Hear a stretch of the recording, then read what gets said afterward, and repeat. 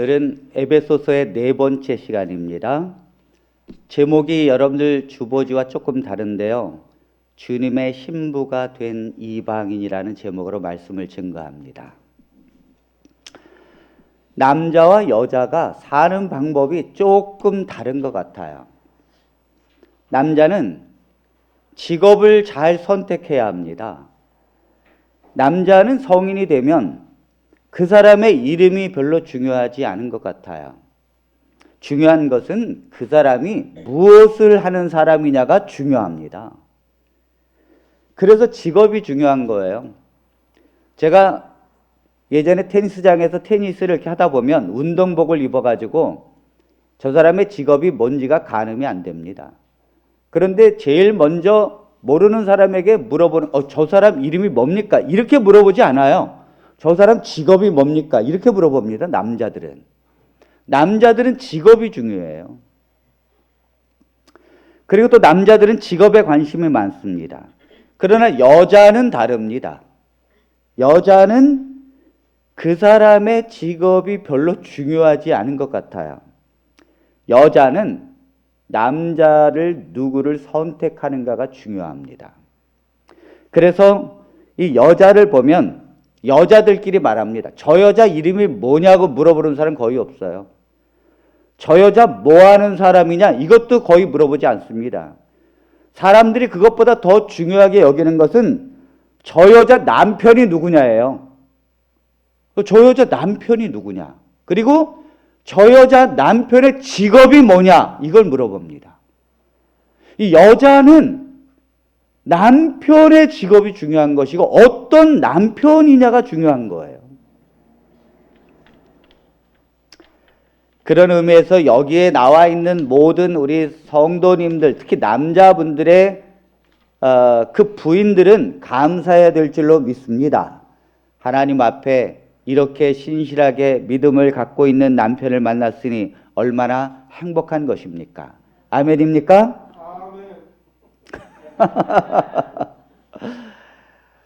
근데 여러분들 가장 이 성경에서 희소식이 뭔가 하면 주님이 남자 여자의 우리 모두를 가릴 것 없이 주님이 우리의 신랑이 되셨다는 거예요.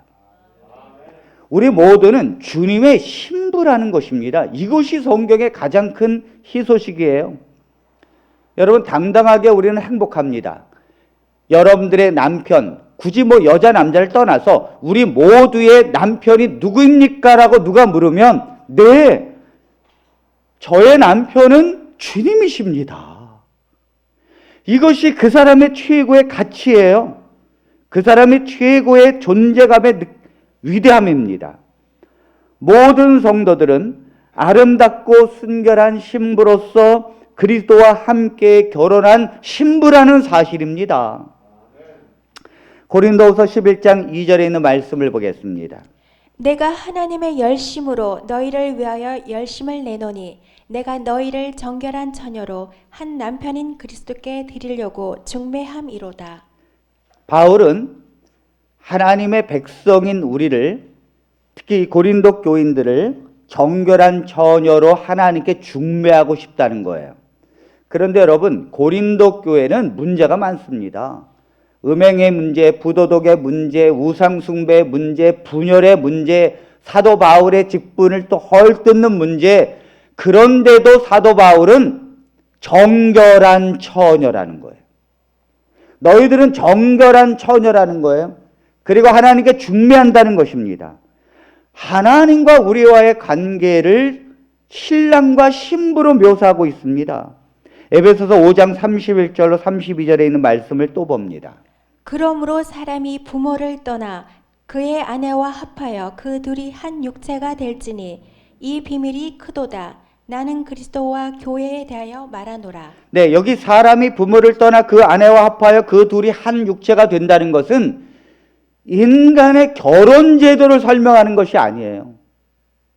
물론 사람이 성인이 되면 특히 남자는 독립심이 생깁니다. 그래서 부모를 떠나서 사랑하는 아내를 맞이하고 그렇게 재밌게 한 몸으로서 살아가지요. 그러나 지금 이것을 말하는 게 아니라 결혼한 남자와 여자의 관계를 통해서 말하고 싶은 게 뭐냐면 하나님과 우리와의 관계가 그렇다는 거예요. 그래서 여기 이 비밀이 크도다. 나는 그리스도와 교회에 대하여 말하는 것이다. 남자와 여자의 관계에 대해서, 결혼의 제도에 대해서 정말 바울이 말하고 싶은 것은 하나님과 우리와의 관계가 그렇다는 거예요. 여러분, 예수 그리스도께서 보좌에서 떠나셔서 이 땅에 오셨습니다. 이 땅에 누가 있습니까? 우리가 있죠.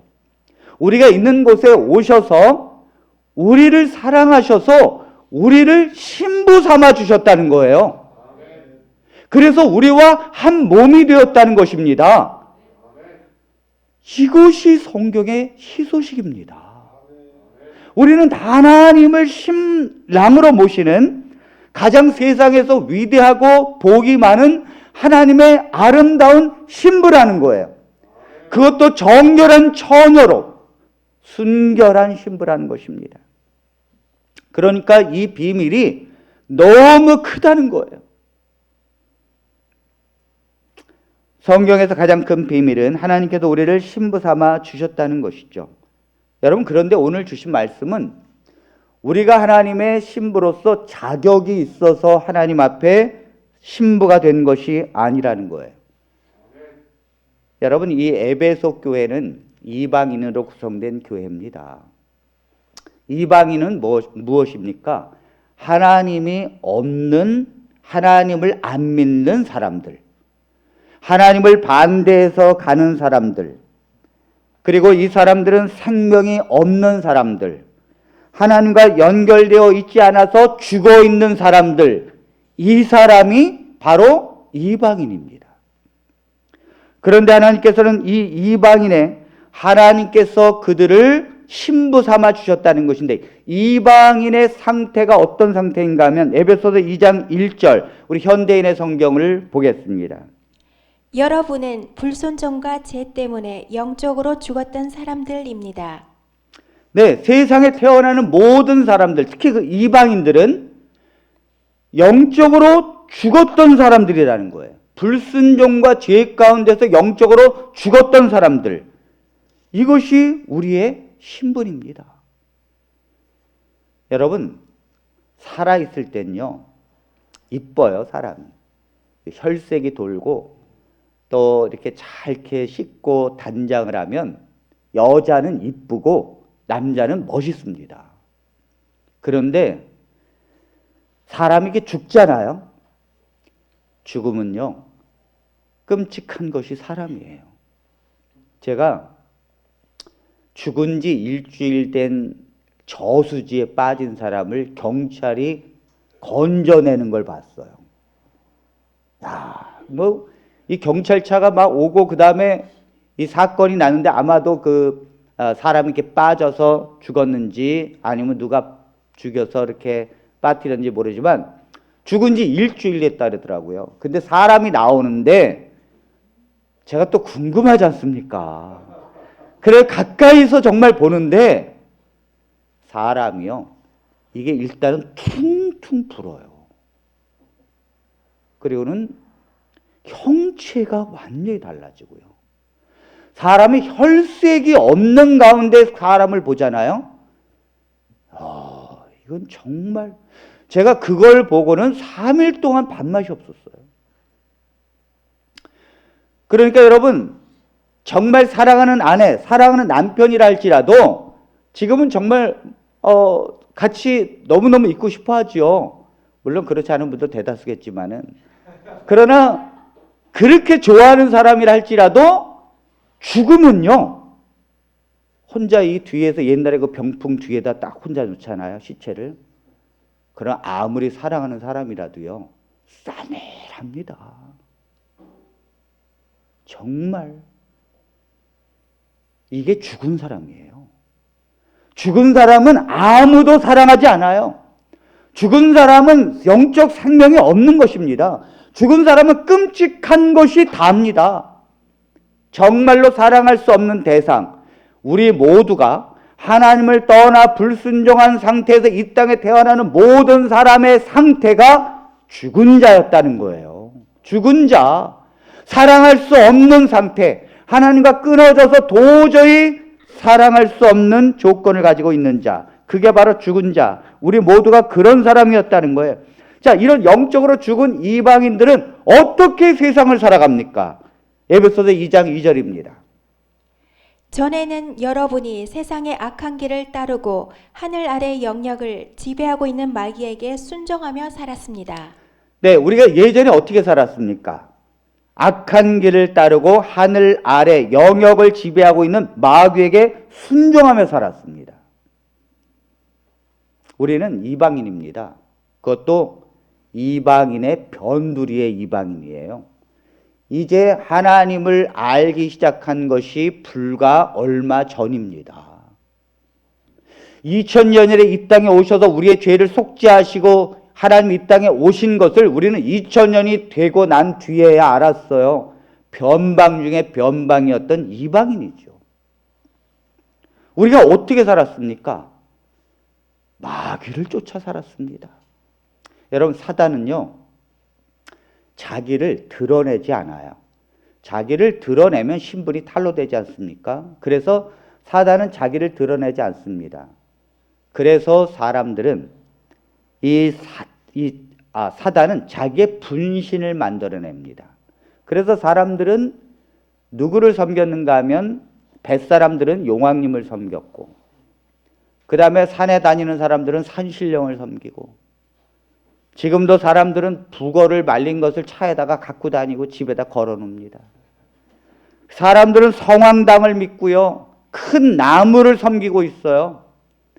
사람들은 다른 어떤 피조물, 정말로 섬기지 말아야 될 것들을 섬기는 것은 뭐냐면 사단이 자기의 존재를 숨기고 대신 자기의 존재가 아닌 분신을 만들어내는 것입니다.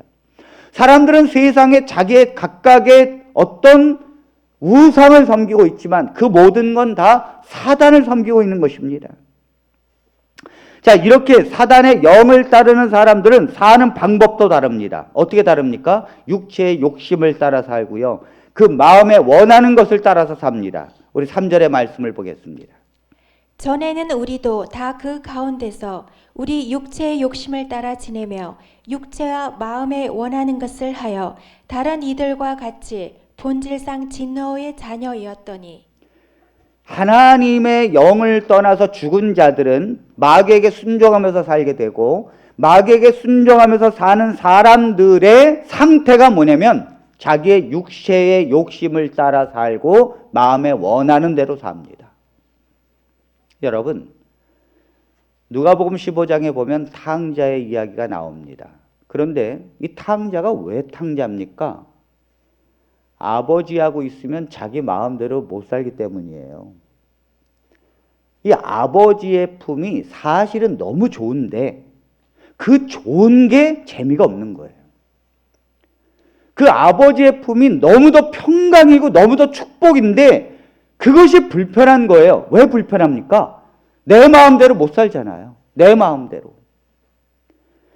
여러분, 하나님을 믿는 백성 중에도 아직도 탕자가 있어요. 내 마음대로 못 사니까. 그래서 예배 시간이 되면 교회는 가긴 가야 되는데, 야, 이런 날 꼭 구경 가야 되는데 내가 교회를 가려니까 이게 얼마나 힘듭니까? 안 가면 또 목사님이 또 전화하지요. 아이고, 그게 가주는 거예요. 이런 성도가 얼마나 불쌍한 성도입니까, 여러분? 우린 그렇게 살면 안 돼요. 그건 하나님이 없는 이방인의 삶이라는 거예요. 이 탕자는 자기 마음대로 살고 싶어서 아버지의 재산을 미리 달라 그래서 나가는 거예요. 그러니까 얼마나 좋습니까? 마음대로 사니까. 자기의 재물을 가지고 친구도 사귀고 여자와 함께 놀고 세상의 모든 재미있는 일은 다 했을 것입니다. 이게 탕자예요. 재미는 있는 것 같은데 탕자입니다. 남자들은 특히 참 철이 늦게 드는 것 같아요. 이 여자분들은 조금 일찍 드는데 남자들은 늦게 들어요. 언제 드는가 하면 죽기 직전에 든답니다. 남자들이 왜 이렇게 철이 늦게 드는가 봤더니 어떤 사람이 그러더라고요. 이 철이 안 된 음식을 먹어서 그렇다고. 그러니까 이 철에 맞는 음식을 먹어야 철이 일찍 드는데 이 철에 맞는 음식을 안 먹는다는 거예요. 알고 보니까 그렇습니다. 딸기가 원래 5월 달에 나오거든요. 사람들은 딸기를 2월 달부터 먹고요. 좀 빠르면 1월 달부터 먹기 시작해서 그 다음에 5월 딱 되면 끝납니다. 원래 딸기는 5월 달에 먹어야 되거든요. 근데 철이 안 맞는 음식을 먹어요. 원래 수박은 8월 달에 먹습니다. 그 더운데 다 수박을 잘라 먹는 것이 정말 얼마나 맛있습니까? 그런데 사람들은 수박을 언제부터 먹는가 하면 4월 달부터 먹어요. 4월, 5월, 6월, 7월 돼서 8월 달 되면 수박 안 먹습니다. 그러니까 철에 맞는 음식을 먹어야 철이 드는데 철에 안 맞는 음식을 먹으니까 철이 안 든다는 거예요. 남자들은 특히 자기 마음대로 살아요, 인생을. 이 부인들이 힘들어하는 게 뭐냐면 남편은 자기 마음대로 인생을 산다는 거예요. 마음대로 하고 싶은 거 마음대로, 사고 싶은 거 마음대로. 여자들은요, 자기 사고 싶은 거 있어도 마음대로 못 삽니다. 자기 하고 싶은 거 있어도 마음대로 못 해요. 철이 들어서 그렇습니다. 철이 들어서. 남자들은 낚시 가고 싶으면 낚시 가고, 골프 가고 싶으면 골프 가고, 여행 가고 싶으면 여행 갑니다. 누가 뭐랍니까? 그게 좋은 것 같아도 그것이 하나님을 떠나 영적으로 죽은 사람의 삶의 스타일이라는 거예요. 내 마음대로 사는 것이 좋은 것이 아닙니다. 우리 다단 비전교회 성도님들은 주님의 마음대로 살기를 바랍니다. 내 마음이 아니라 주님의 마음, 주님께서 원하는 삶을 살게 되기를 간절히 바랍니다. 전도서 9장 3절에 있는 말씀을 보겠습니다. 모든 사람의 결국은 일반이라. 이것은 해 아래에서 행해지는 모든 일 중에 악한 것이니 곧 인생의 마음에는 악이 가득하여 그들의 평생에 미친 마음을 품고 있다가 후에는 죽은 자들에게로 돌아가는 것이라. 여러분, 영적으로 죽은 사람은 인생을 어떻게 사는가 하면 뭐 직업은 다 다르겠지만 평생에 미친 마음을 품고 있다가 후에는 죽은 자들에게로 돌아가는 것이라. 이게 예외가 없다는 거예요. 모든 사람이 평생에 미친 마음을 품고 사는 거예요. 여러분, 조주빈 같은 사람만 미친 마음을 품고 사는 것이 아니에요. 그를 정죄하는 사람이나 그걸 잡은 경찰이나 또 그걸 바라보면서 그거에 대해서 비난하는 모든 세상의 사람은 똑같습니다. 다 뭐예요? 미친 마음을 품고 살다가 죽는 거예요.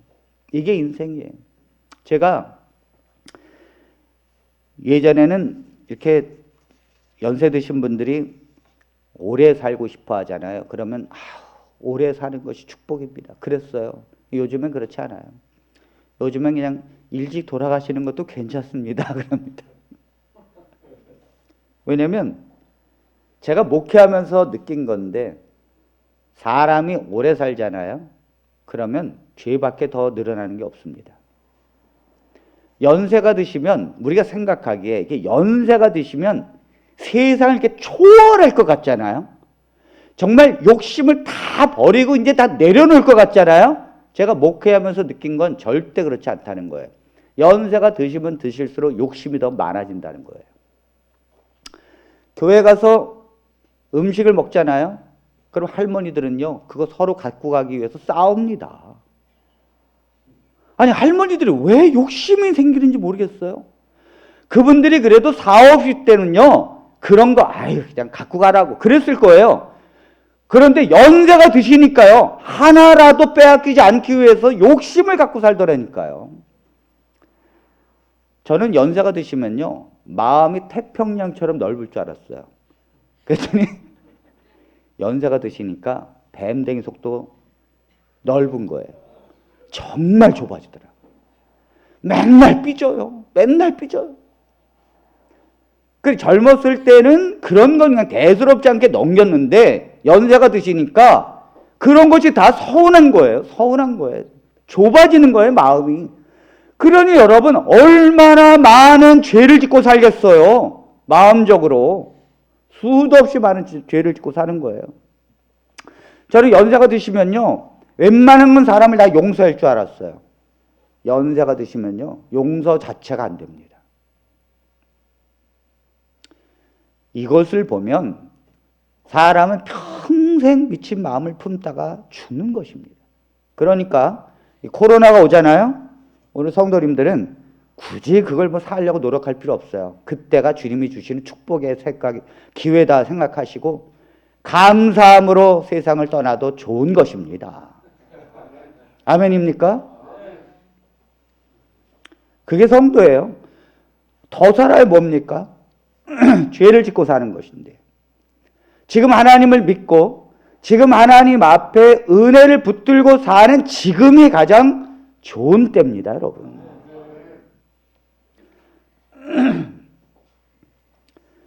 그러니까 자기의 욕심을 따라서 사는 인생에게 삶의 결론이 뭡니까? 기다리는 게 뭐예요? 하나님의 진노라는 거예요.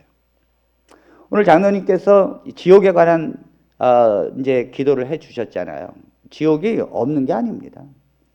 지옥이 없는 거면 예수님께서 친히 그런 말씀을 하셨겠어요. 사람들이 자기의 마음대로 사는 그 상태의 마지막 결론이 뭐예요? 하나님의 진노입니다. 이게 뭐예요? 지옥이죠. 그 지옥이 다 기다리고 있고 하나님의 진노가 다 기다리고 있는 거예요. 영적으로 세상에 태어난 사람은 평생에 미친 마음을 품다가 하나님의 진노에 기다리는 단계 그 앞으로 다가가는 것이 인생이에요. 여러분 이것이 얼마나 절망적입니까? 이것이 얼마나 비참합니까? 이것이 얼마나 두려운 일입니까? 그런데 성경이 이것이 다라면 얼마나 우리가 성경이 슬픈 이야기로 끝나는 것입니까? 그런데요, 성경은 드라마틱합니다. 정말 드라마틱합니다. 성경은 4절에 이렇게 말씀합니다. 긍휼이 풍성하신 하나님이 우리를 사랑하신 그 큰 사랑을 인하여. 이 공동 번역을 보겠습니다. 그러나 한없이 자비로우신 하나님께서는 그 크신 사랑으로 우리를 사랑하셔서. 여기 공동 번역에 보면 그러나라는 말이 있습니다. 우리가 사람이 자기의 원하는 대로 살고 욕심을 따라 살고 영적으로 죽은 상태에 있어서 하나님의 진노가 있지만 그러나 한없이 자비로우신 하나님께서는 그 크신 사랑으로 우리를 사랑하셔서 긍휼에 풍성하신 하나님이 우리를 사랑하신 그 큰 사랑을 인하여 그러나예요. 하나님이 얼마나 우리를 긍휼한 눈으로 바라보는지 모릅니다. 하나님이 우리를 세상을 떠나서 영적으로 죽어 있어서 자기의 욕심대로 따라서 자기가 원하는 대로 살아서 하나님의 진노가 있는 것이 다가 아니라는 거예요. 그러나 긍휼에 풍성하신 하나님이 그 큰 사랑을 인하여 이것 때문에 인생이 달라지는 거예요. 이것 때문에. 우리가 구원을 받는 가장 큰 이유는 하나님의 품성 때문입니다. 우리를 긍휼히 여기시고 우리를 그 큰 사랑으로 사랑하시는 사랑 때문에 구원을 받는 줄로 믿습니다. 하나님의 사랑이 구원의 기초예요. 우리를 불쌍히 여기시고 긍휼을 베푸시기 때문에 우리에게 희망이 있는 것입니다. 요즘에 제가 카톡을 이렇게 하는 분이 계신데 어떤 분인가 하면 95년도에 그 교통사고가 나서 지금 이제 43세인데 얼마나 젊습니까? 한창이죠. 근데 95년도에 교통사고가 나서 목을 다친 뒤로 척수 장애를 입게 되었습니다. 그 뒤로 집안에서만 산답니다. 그게 뭘 의미하겠습니까? 휠체어를 타고 있지 않으면 누워서 사는 거죠. 근데 이분이 그 집안에서 살면서 휠체어 인생에 살고 누워서 사는지 모르겠어요. 근데 이분이 의지하는 게 뭐겠어요? 이제 핸드폰을 통해서 이제 하나님의 말씀을 듣고 이런 거지요. 그러다가 이분이 몇 년 전부터 안식일교회의 말씀을 듣기 시작했대요. 거기에서 안식일교회의 교리를 하나하나 배우기 시작했고 율법을 배우기 시작했고 아마 화이트부인의 글들을 아마 들었을 것입니다. 그런데 그 듣는 동안 안식일교회 교리를 오랫동안 배우는 동안에 이 마음의 공허함을 떨쳐버릴 수가 없었다는 거예요. 여러분 그렇게 척수장애로 누워만 살고 집안에서만 살고 있는 이 사람에게 희망이 없었다는 거예요. 그런데 얼마 전서부터 제가 설교하는 것을 듣기 시작했대요. 정말 우연히 들은 것 같아요. 그런데 그 말씀 하나를 듣자마자 그 말씀을 사랑하게 되었고 하나님이 나를 얼마나 사랑하는지를 알게 되었다는 거예요. 내가 매일매일 사는 기쁨이 있다는 거예요. 그 말씀 하나하나 들을 때마다 하나님이 나를 얼마나 사랑하시고 내가 하나님을 얼마나 사랑하게 되었는지 내 인생이 바뀌어졌다는 거예요. 아멘입니까? 아멘. 여러분 제가 그분이 나는 척수장애로 그렇게 살고 있다고 그리고 자기와 같은 장애를 갖고 있는 사람에게 그 복음을 설명하고 있다고 들었어요. 제가 그 문자로 그걸 쭉 주고받으면서 얼마나 마음이 아팠는지 모릅니다. 43세에 저렇게 누워 계시고 장애자로 계신 그분의 부모님은 어떨까 생각해 봤습니다. 여러분 적어도 43세면 그 부모님이 살아계실 것 아닙니까? 근데 그 부모님이 그런 아드님을 어떤 심정으로 바라보겠어요? 상상이 가십니까? 제가 그 카톡에 문자를 주고받으면서 갑자기 부모님이 이 아드님을 바라보면서 어떤 생각이 들까? 얼마나 아들이 불쌍할까? 그걸 생각하니까 하나님이 우리를 바라보는 것이 얼마나 우리가 불쌍하게 여겨질까? 여러분 우리가 사는 거 우리가 이 땅에 살아가는 모든 것을 하나님은 긍휼히 여기십니다. 불쌍히 여기십니다. 사랑이요 정신을 차리잖아요. 그럼 제일 먼저 깨닫는 것이 사람이 불쌍하게 보이는 거예요. 제가 어느 날 갑자기 눈을 딱 떴는데 옆에 집사람이 다 누워 자는데 불쌍하게 보이더라고요. 정말 불쌍하게 보이더라고요. 그래야 합니다. 아내가요 불쌍하게 보여야 돼요. 제가 이렇게 그 머리를 이렇게 쓰다듬어줘요. 너무 불쌍하잖아. 너무 불쌍하잖아. 어떻게 저를 만나가지고 이 땅에 태어나서 좀 호강해 보려고 저를 만났는데 호강은커녕 더 고생하고요. 애 키우면서 눈물 흘리고 애를 키우면서 나중에 아이들이 다 그것도 못 알아주잖아요. 그런데도 애 키우느라고 다 늙어가는지도 모르고. 요즘에 그래요. 이젠 나도 반지 하나 끼고 싶다고. 얼마나 불쌍합니까? 그래서 제가 사주기로 했어요. 5만 원짜리. 뭐 어렵습니까? 네, 사줘야지요.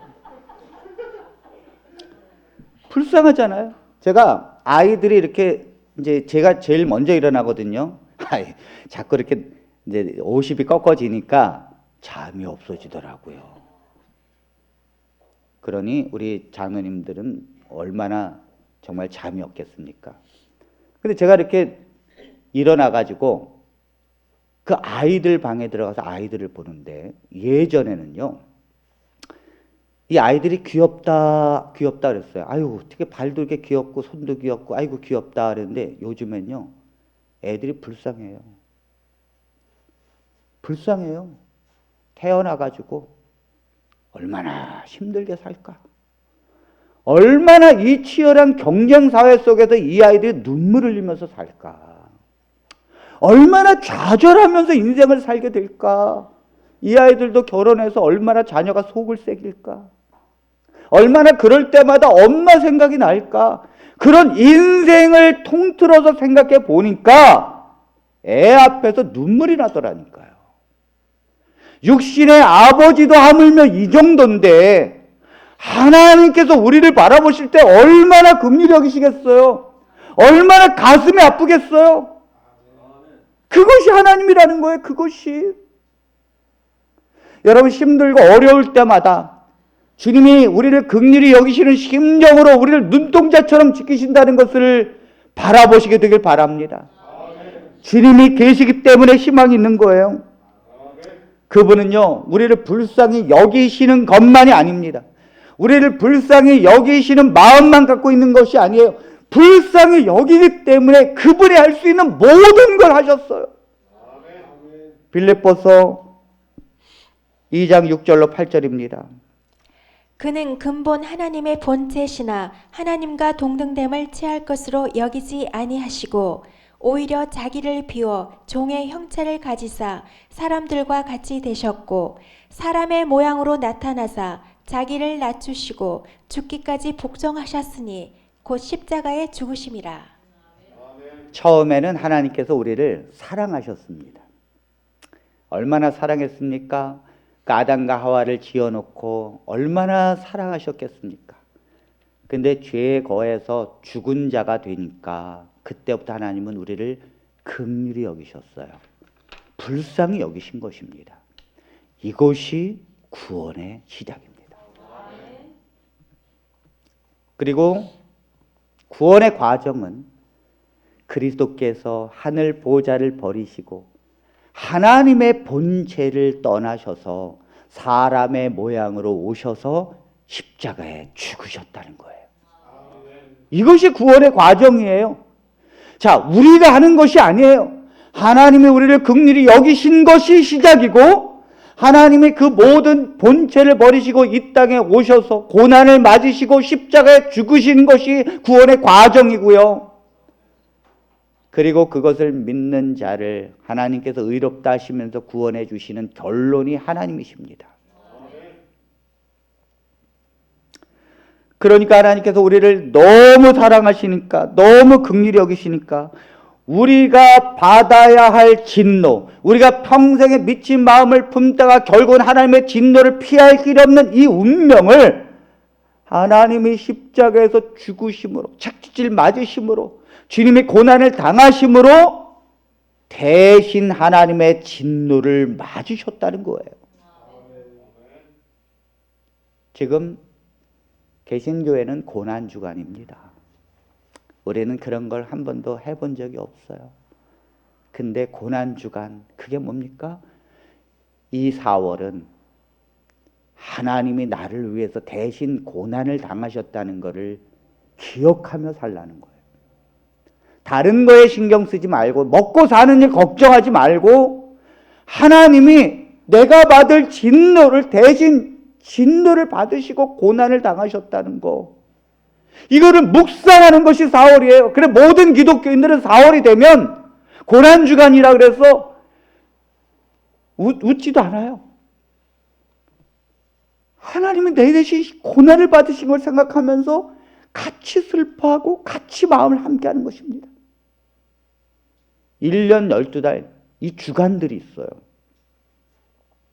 그분이 대신 책직을 맞으시고 대신 피를 흘리시고 대신 고난을 받으셨습니다. 여러분, 그때 예수님께서 십자가로 가는 그 골목에 여러분들은 어디에 있었습니까? 우리는 어디에 있었습니까? 모태에 있었다고요? 아니요. 태어나지도 않았다고요? 아니요. 그건 성경이 아니에요. 성경에서 말하는 것은 여러분들이 이 땅에 태어날 것이 이미 창세전에 예정되어 있었다니까요. 존재했다니까요. 그러므로 예수님께서 십자가로 가는 그 길목에 저와 여러분들은 어디에 있었습니까? 예수님의 등 안에 숨겨져 있었습니다. 주님이 우리의 죄를 대신하여 채찍질 맞는 그 등 밑에 우리는 가리워져 있었어요. 숨겨져 있었습니다.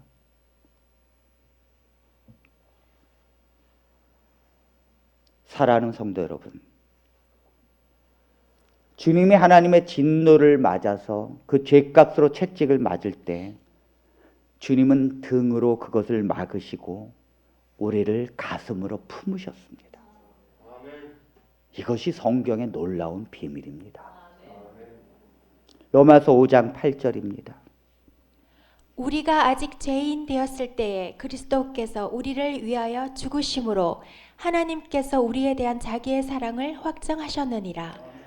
그리스도께서 우리를 위하여 죽으심으로 하나님께서 우리에 대한 자기의 사랑을 확증했다. 확실히 증거했다. 그런데 여러분, 언제 그렇게 했다는 거예요? 우리가 아직 죄인 되었을 때에. 그러니까 이방인들이요, 하나님을 안 믿고 하나님을 떠나고 그리고 자기의 마음대로 살고 욕심을 따라 사는 이방인들의 삶, 모든 이 세상에서의 삶이 그렇게 간다 할지라도 하나님은 그거와 상관없이 우리를 사랑하는 그 큰 사랑으로 인해서 하나님은 우리를 대신해서 죽으심으로 하나님께서 우리를 얼마나 사랑하는지 확증했다는 거예요. 여러분, 우리가 하나님을 믿을 때에 돌아가신 것이 아닙니다. 우리가 하나님을 사랑할 때 하나님께서 우리를 돌아가신 것이 아니에요. 우리가 죄인 되어졌을 때, 죄에 거하는 삶을 살고 있을 때, 죄 가운데 있을 때, 그때가 언제입니까? 하나님과 원수가 되어졌을 때입니다. 로마서 5장 10절입니다. 곧 우리가 원수 되었을 때에 그의 아들의 죽으심으로 말미암아 하나님과 화목하게 되었은즉 화목하게 된 자로서는 더욱 그의 살아나심으로 말미암아 구원을 받을 것이니라. 네, 우리가 원수 되었을 때에 그의 아들의 죽으심으로 말미암아 하나님과 화목하게 되었다는 거예요. 사랑하는 성도 여러분, 이 세상에 사랑이 아무리 많다고 할지라도 친구를 위하여 대신 죽는 사람도 있습니다. 그리고 자식을 위해서 또 부모를 위해서 대신 죽음을 내놓는 사람도 정말 드물지만 있습니다, 여러분. 그러나 이 세상에서 찾아볼 수 없는 게 뭐냐면 원수를 위해서 친히 자기의 목숨을 내놓는 사람은 없어요. 하나님이 이 땅에 우리를 얼마나 사랑하셨는가 하면 원수 되어졌을 때, 하나님과 완전히 원수가 되어졌을 때 하나님이 일방적으로 그 원수를 사랑했다는 거예요. 그 원수를 위해서 십자가에서 죽으셨다는 거예요. 여러분, 이러한 하나님, 우리가 상상할 수 없는 이 하나님의 엄청난 사랑이 구원의 모든 걸 이루신 것입니다. 여러분, 구원을 의심하지 않아요? 그럼 뭘 의심하는가 하면 하나님의 사랑을 의심하게 되는 거예요. 여러분, 아직도 내가 예수를 믿는데도 구원 확신이 없어요? 그럼 하나님이 나를 사랑하는지에 대한 확신이 없기 때문이에요.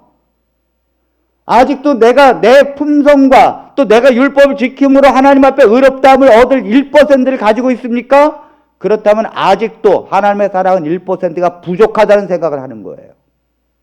완전한 하나님의 사랑이 구원을 이루는 것입니다. 주님은 우리를 대신하여 돌아가신 후에 우리를 어떻게 바꿔 놓으셨습니까? 5절과 6절을 봅니다. 에베소서 2장 5절로 6절. 허물로 죽은 우리를 그리스도와 함께 살리셨고 또 함께 일으키사 그리스도 예수 안에서 함께 하늘에 앉히시니. 자, 허물로 죽은 우리를 그리스도와 함께 살리셨고 너희는 은혜로 구원을 받은 것이라. 6절, 또 함께 일으키사 그리스도 예수 안에서 함께 하늘에 앉히시니. 여러분, 여기 잘 보십시오. 여기에 제가 빨간 걸로 표시해 놓은 단어가 있습니다. 그게 뭡니까? 함께. 이것은 대단히 중요한 것입니다. 여러분, 허물로 우리는 다 죽었어요. 그런데 그리스도와 함께 하나님이 살렸다는 거예요. 여러분, 예수 그리스도께서 십자가에 달려 돌아가십니다. 그것은 하나님이 죄에 대한 진노를 예수 그리스도에게 부었기 때문이에요. 그런데 그분이 돌아가신 뒤에 아버지 하나님이 예수 그리스도를 다시 부활시키셨습니다. 아멘입니까?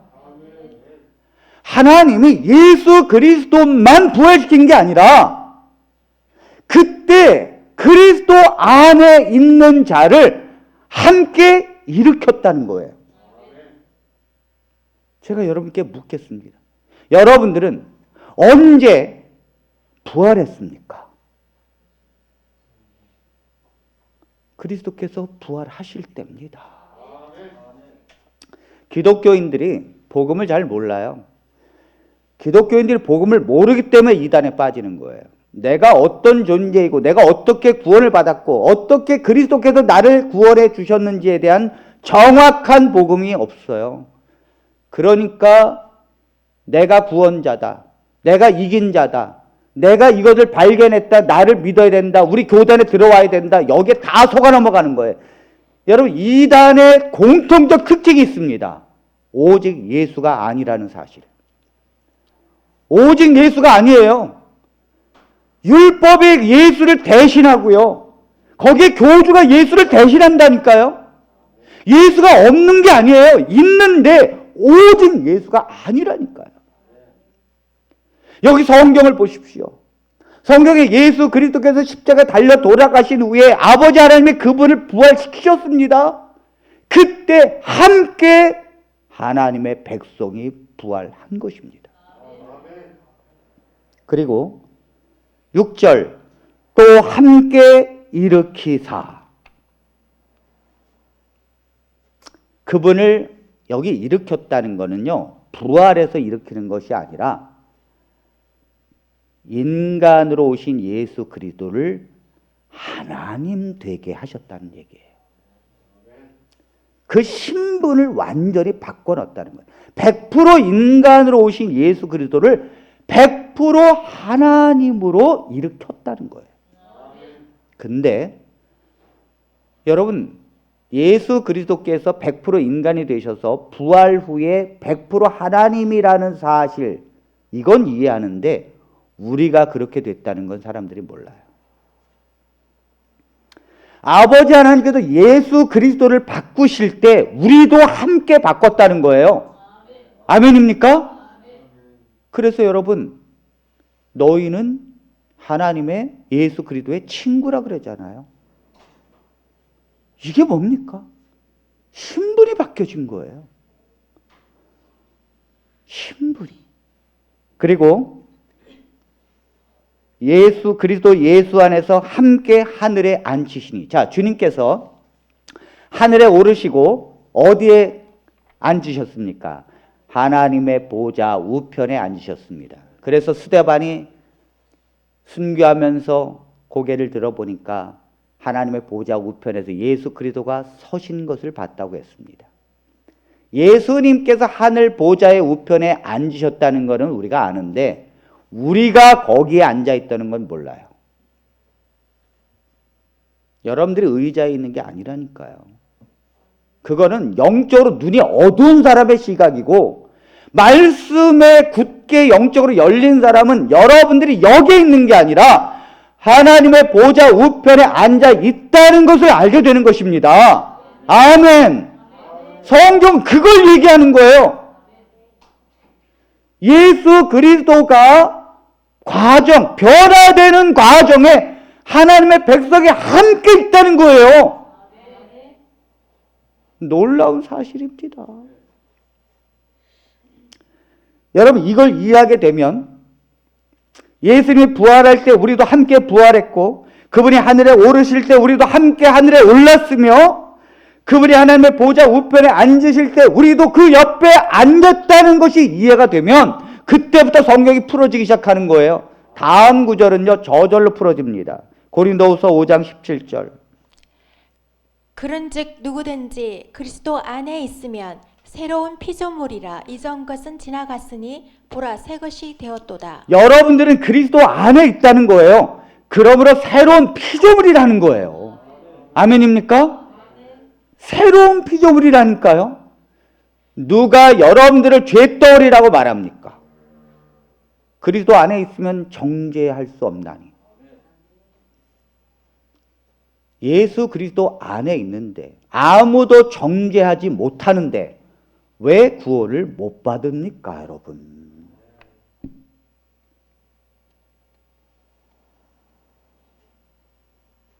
그러니까 예수님께서 부활하실 때 우리는 새로운 피조물이 된 거예요. 여러분들이 예수님을 믿을 때 새로운 피조물이 되는 게 아니라 그분이 부활할 때 이미 새로운 피조물로 된 것입니다. 왜 그런지 아십니까? 하나님께서 여러분들의 이름을 창세전에 이미 예정해 놓으셨고, 그렇다면 여러분들은 새로운 피조물이 언제 됩니까? 그리스도께서 부활하실 때. 그때 새로운 피조물이 된 거라니까요. 그거를 나중에 깨달은 거예요. 성경을 보고 말씀을 듣고 깨닫고 믿은 거예요. 자, 그 다음 빌립보서 3장 20절입니다. 그러나 우리의 시민권은 하늘에 있는지라. 거기로부터 구원하는 자 곧 주 예수 그리스도를 기다리노니. 자, 여러분들의 시민권은 어디에 있다고요? 하늘에. 왜죠? 아니, 예수님께서 하늘에 오르셨으니까. 주님이 오르셨을 때 우리도 함께 올라갔다니까요. 그러니까 시민권이 하늘에 있다고 성경은 분명하게 말하잖아요. 우리가 하늘에 오르지 않았더라면 왜 시민권이 거기에 있습니까? 그리고 거기 뭐라 그랬습니까? 거기로부터 구원하는 자 곧 주 예수 그리스도를 기다리노니. 자, 다시 묻겠습니다. 예수님을 하나님의 백성들은 어디에서 기다립니까? 여기에서요. 여기에서 기다립니까? 아니에요. 거기에서 기다리는 거라니까요. 그 상태에서 기다린다니까요. 내가 새로운 피조물이 되어졌고 함께 하늘에 올라 있는 상태에서 그 상태에서 예수 그리스도를 기다리는 거예요. 하늘의 시민권을 둔 상태에서 주님을 기다린다고요. 그러므로 예수 그리스도의 재림이 두려운 게 아니라니까요. 이미 정원에서 혼인잔치를 기다리는 거예요. 두렵고 떨림으로가 아니라 그리스도를 사모함으로 기다리는 거예요. 간절함으로 기다리는 것입니다. 내 상태의 품성의 변화가 아니라 이미 하나님의 된 신부로서 기다리는 거예요. 이걸 이해하지 못하면 재림이 두려운 것이고 재림의 준비가 안 됐다고 하면서 좀 더 나중에 오십시오 하면서 말하는 거예요. 이게 얼마나 안타까운 일입니까, 여러분? 그 다음 요한계시록 3장 21절입니다. 이기는 그에게는 내가 내 보좌에 함께 앉게 하여 주기를 내가 이기고 아버지 보좌에 함께 앉은 것과 같이 하리라. 여러분, 어떤 사람들은 이걸 미래로 생각합니다. 이건 미래가 아니라 우리 성도님들의 이름이 창세전에 기록되어졌고 그리스도 안에서 정말 하나님의 자녀라는 것이 정말 정해졌다면 보좌에 앉는 것은 언제 됐다는 거예요? 예수 그리스도께서 보좌에 앉을 때 여러분들도 앉았다니까요. 그러기 때문에 반드시 하나님의 백성은 이긴다는 거예요. 이긴다는 거예요. 그리고 결국은 여러분들이 거기에 앉게 되는 현실이 올 수밖에 없다는 거예요. 이게 성경입니다. 그러니까 여러분, 이 말씀을 믿게 되면 에베소 교인들에게 바울은 계속해서 증거합니다. 너희가 어떤 존재라는 거. 이 말씀을 붙들고 흔들리지 말라는 거예요. 사단은요, 예나 오늘이나 이 말씀을 붙듭니다. 그게 아니고 이렇다고. 여기에 흔들리게 되면, 이 지금 말씀에 흔들리게 되면 사단에게 다 뭐예요? 낚아채가는 거예요. 그리고 그런 사람은 처음부터 하나님의 백성이 아닙니다. 거짓을 믿는 것은요, 사단을 믿는 거거든요. 처음부터 하나님의 백성이 아니에요. 진정한 하나님의 백성이라면 복음으로 돌아와야 합니다.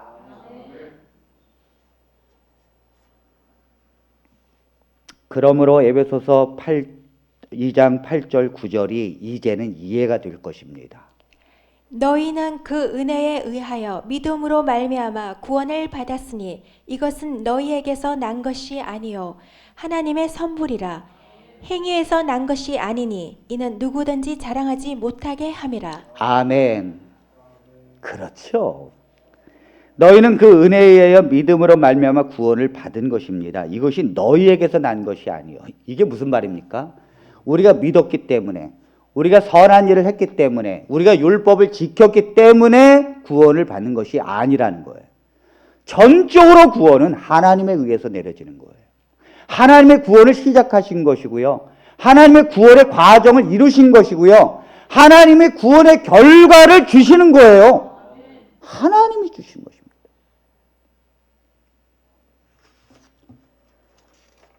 아무도 자랑할 수 없다는 거예요. 아무도 자기의 행위에 대해서 자랑할 것이 없다는 거예요. 아무도. 어제 우리가 교회에 청소를 하고 이 상추를 싣고 씨앗을 뿌리고 그 똥을 밟으면서 고생을 했습니다. 제가 집에 가니까 어떻게 똥 냄새가 나지 그랬더니 그게 신발에 붙어가지고 아직도 안 떨어졌어요. 그렇게 아무리 교회를 위해서 봉사해도 구원에 1%도 영향을 미치지 않는다는 거예요. 조금 억울합니다.